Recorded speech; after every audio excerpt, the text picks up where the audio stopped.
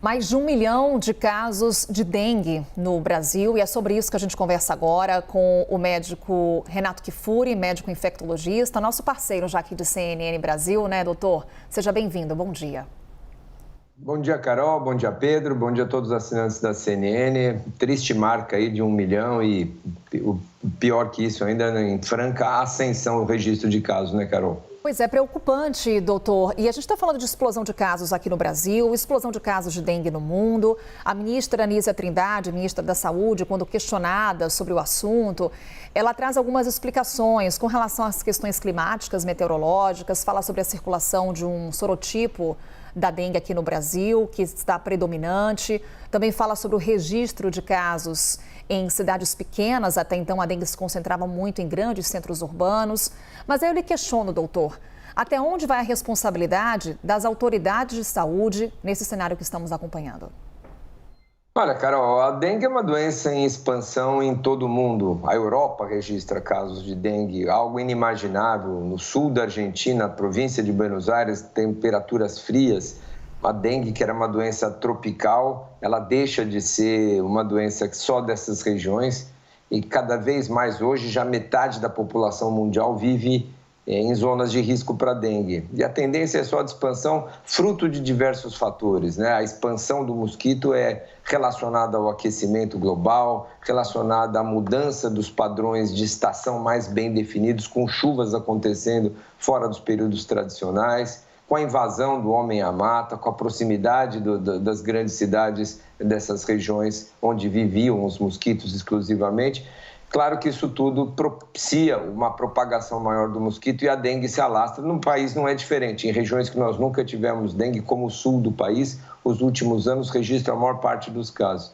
É função de todos, né? Não é deste governo, do governo anterior, mas a gente precisa combater de maneira mais efetiva os criadouros de mosquito, com campanhas, com outras estratégias, com mosquitos modificados geneticamente, com armadilhas, com aqueles inseticidas que são utilizados nas cidades em alguns municípios, com aquisição de mais vacinas e, claro, com campanhas de conscientização. Então, é responsabilidade de todos, mas temos falhado, sim, nesses anos todos, para que todo esse movimento venha crescendo nessas séries históricas que a gente registra de casos.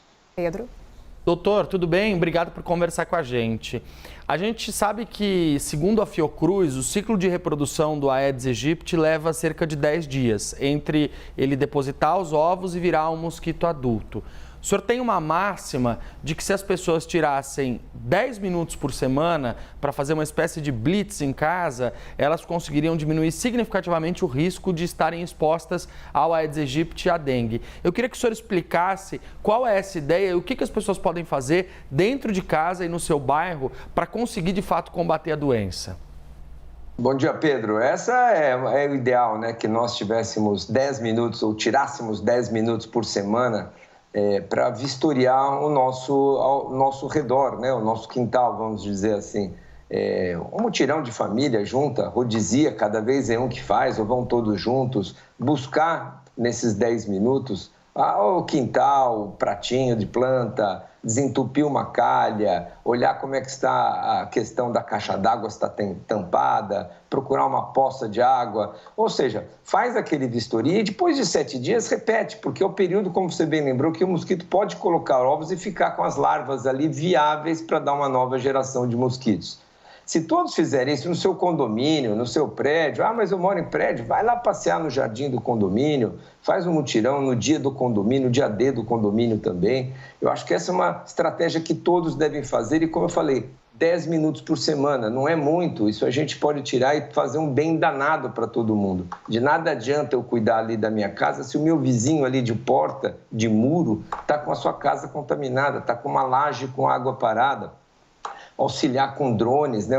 E o poder público precisa utilizar esses recursos de drone. Os prédios públicos precisam estar cuidados também, as escolas públicas, as piscinas públicas, os terrenos baldios, os lixões. É uma parceria que tem que ser feita com todos, né? Todos juntos contra a dengue e vamos superar isso. Não adianta a gente pedir só para o governo fazer, não adianta só o morador fazer, o vizinho não faz. Esse é um pacto que tem que ser coletivo E a grande sugestão nossa é que a gente tenha divulgado aí pelo Ministério nesse dia D um grande pacto, uma grande chamada de atenção para todos participarem juntos. Doutor, ainda nessa linha de prestação de serviço, para além dos cuidados no nosso ambiente de casa, o que mais pode ser feito para nos protegermos contra a dengue? E aproveito, há uma grande preocupação que, além desse aumento do número de casos, também haja uma trajetória crescente do número de mortes com relação à doença. Diante dos sintomas da dengue, o que fazer? Qual é o procedimento? Qual é o tratamento médico indicado? Excelente, Carol. Olha, nós temos 3 maneiras de nos proteger da dengue. Primeiro, evitando que tenhamos tantos mosquitos, reduzindo os criadouros. Segundo, é evitando que esses mosquitos nos piquem, telas repelentes, tomadas ali, inseticidas de tomada, repelentes de tomada, mosquiteiro para os berços das crianças, mangas longas. E o terceiro, obviamente, seria o indesejável vacinação para todos que têm direito. Então, vacina estão aí disponíveis para 10 a 14 anos nos municípios elencados. Vamos atrás das vacinas. Reduzir criadouros, a gente falou.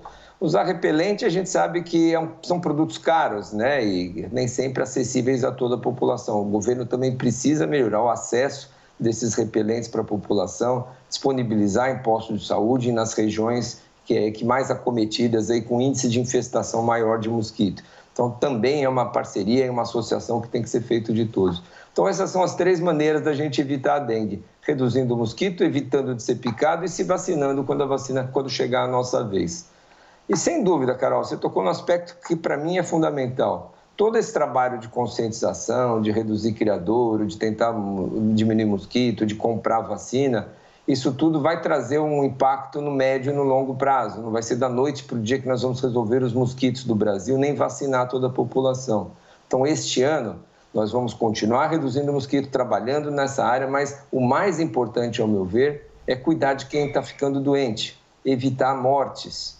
Muitos desses casos, muitas das mortes por Covid-19, acontecem porque há um manejo inadequado da doença. Demora-se para reconhecer o diagnóstico, o teste não está disponível, não tem leito no hospital para hospitalizar, mortes evitáveis. Então, é muito importante naquelas pessoas que estão com sintomas que possa ser dengue, febre, dor no corpo, mal-estar, dor de cabeça, às vezes atrás dos olhos, importante, sem sinais respiratórios.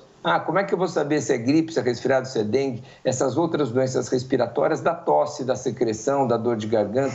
A dengue é uma doença que te derruba, dá febre, mal-estar, dor no corpo, mas não tem tosse, não tem secreção, você não está com falta de ar, com doença respiratória.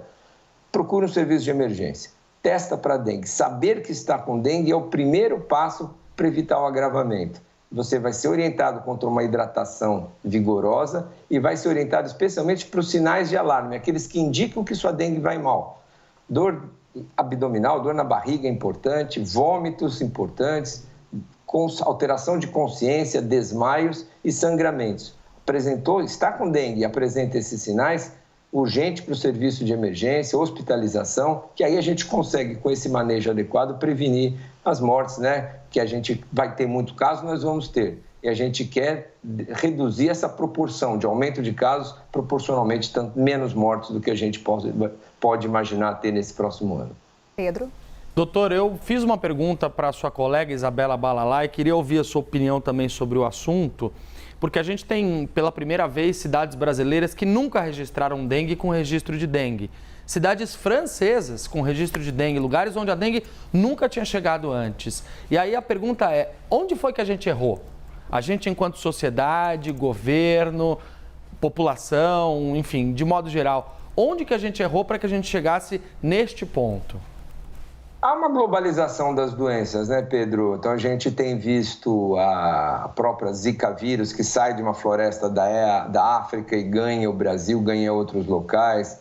A própria Covid-19, com uma expansão em todo o planeta jamais vista, com uma disseminação. As distâncias estão mais curtas, as doenças se espalham, as doenças se tornam mais universais. Então, algumas doenças que eram restritas a alguns continentes, algumas florestas, elas começam a ganhar o planeta de maneira muito mais ágil, de uma maneira muito mais fácil. associado a isso alterações climáticas, né? Nós não temos mais estações tão bem definidas, o planeta aquece, as chuvas acontecem fora do período, de forma absolutamente, muitas vezes, extemporânea, fora do seu período tradicional. A gente agride o meio ambiente e ele reage dessa maneira. Então, hoje a gente tem realmente uma expansão de doenças antigamente ditas tropicais para regiões que não são tropicais, né? Como você bem lembrou, Reino Unido reportando o caso de dengue, a Flórida nos Estados Unidos, a Argentina, como a gente comentou, regiões que eram até então inóspitas para o mosquito, né? O mosquito não vivia no frio e ele começa, não que agora tá frio somente, mas tem calor nessas regiões, tem chuva, tem mudanças climáticas que favorecem essa disseminação. E o encurtamento das distâncias, os voos que acontecem, a imigração, o deslocamento populacional contribui para isso. Acho que todos nós temos um preço a pagar com esse desenvolvimento todo que fizemos e a dengue só é mais... Eu temo em dizer que nós temos muitos outros vírus. Oropouche está aí, é uma doença que já tem casos na Amazônia, já registrou um caso no Paraná, um outro vírus de transmissão por mosquito. Nós vamos falar disso qualquer hora, Carol. A febre de Oropouche, que é uma doença também transmitida por mosquito, que lembra a dengue, lembra a zika, que já vai estar aqui entre nós também. Então, nós precisamos ter um novo olhar para a saúde pública, controlar doenças, vigilância internacional, tentar, de alguma maneira, minimizar todos esses danos para a saúde do planeta. Doutor Renato Kifuri, sempre um prazer. Obrigada por estar aqui conosco. Esperamos que numa outra oportunidade com boas notícias. Até uma próxima. Verdade, Carol. Verdade. Boa semana, bom fim de semana para todos. Um grande abraço. Bom dia, doutor.